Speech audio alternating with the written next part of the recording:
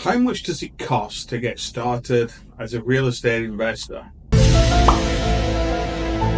Wow. How much? How much? How much? How much is it? How much is it? How much, son? How much you paying? This is a very good question, and one that I've been asked many times. Everyone has a fear about how much is it going to cost to get started. No, no, no, no, no, no, no, no, no, no, no, no, no, no. But you'll find out when you've accomplished it or got successful at it, the cost was very minimal. What? What? What? But when you're starting out, it can feel like a huge cost. Surprise! It's definitely going to cost you time. You are going to have to put a lot of time into it because you got to network, you have to get an education, and you then have to put it in practice, looking for deals, maybe financing deals, depending on what side you want to be on. I can only speak from my experience on what it cost me. So I originally started out in flipping houses, so I bought some books, so obviously there's a cost there. The amount of knowledge you can get from a book for $20, $30, $40 is just unbelievable. I was reading as many books as I can get. And you can even get them cheaper than that. You can get used books, look at your local bookstore. Amazon online have new books, and sometimes they have, used books as well. So I was reading books and getting good knowledge. I was also going to networking groups and networking with people and asking, how have you done this and how have you done that? So you're building your education. So there was a cost there it was a free event, but it was still a cost of time. I used to take an afternoon off work and drive, several hours to get there and several hours back. Sometimes I stayed overnight in a hotel. And also I went to a weekend seminar, and it was a 2-day seminar. It was in a hotel. I stayed at a different hotel, and so there's a cost there. You're away for the weekend, you got the cost.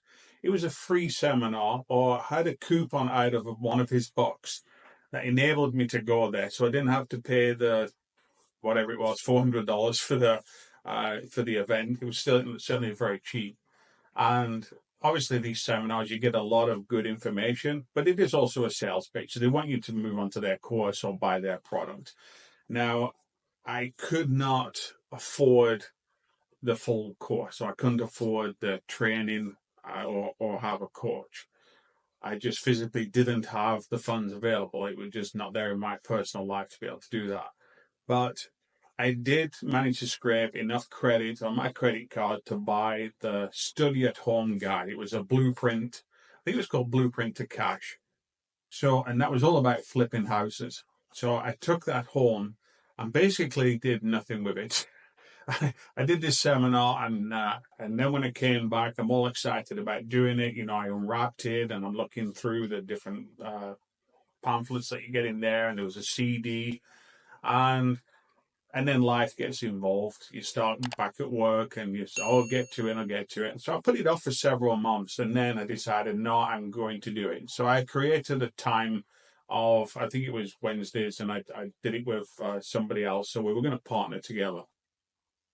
And we studied it every Wednesday. So we tried to do a chapter, and the information was just golden from there. And from that information, it then took several months to be able to find some funding. I borrowed some money in order to be able to fund these flipping projects, because I didn't know how to raise money, so I had to raise money by going to the bank and borrowing some money personally to do that. So with that money, we're then looking for the first flip property. And when I did the first flip property, we had a lot of knowledge from this course, but there was still a lot that I didn't know. So I was going to the networking events and realized that, hey, I need a coach, because I need someone who I can rely on and ask questions as I go. Because you can read a book, and it's only one way. You can't ask a book a question, or you can't ask a course a question, or a CD. So you need a coach for that. And I realized that. So I took the profits I made from the first flip and reinvested that into training. So I believe that was around think it was $18,000 to $20,000 I invested in coaching.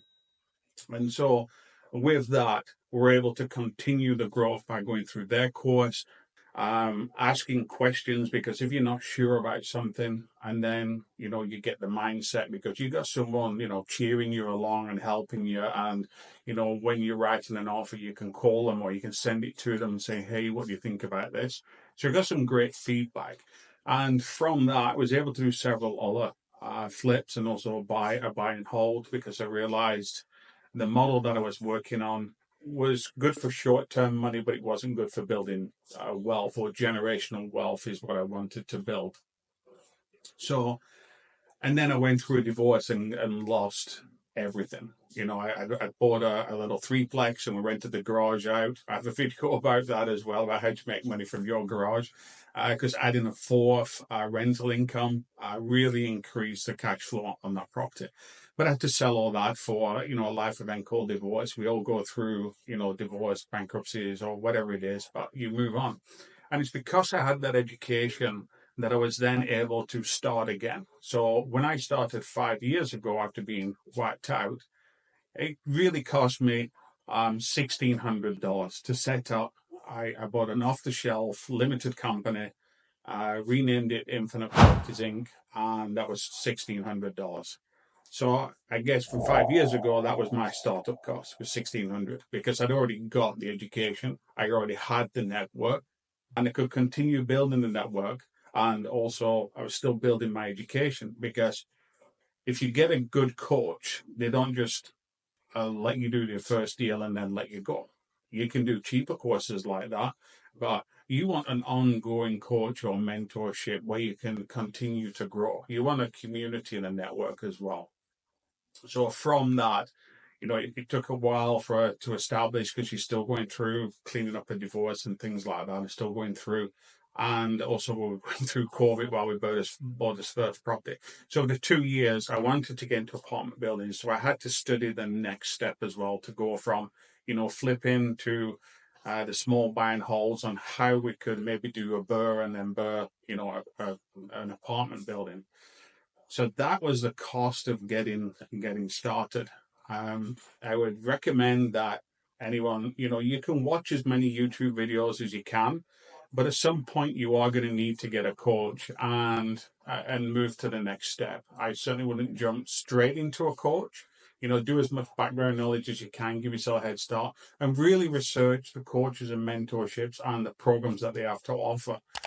Because this will, really help making sure that, you're not getting scammed. Nobody wants to pay thousands of dollars to a coach and then they just hand you a website program and you never see them again. You want ongoing communication with them and part of the community as well.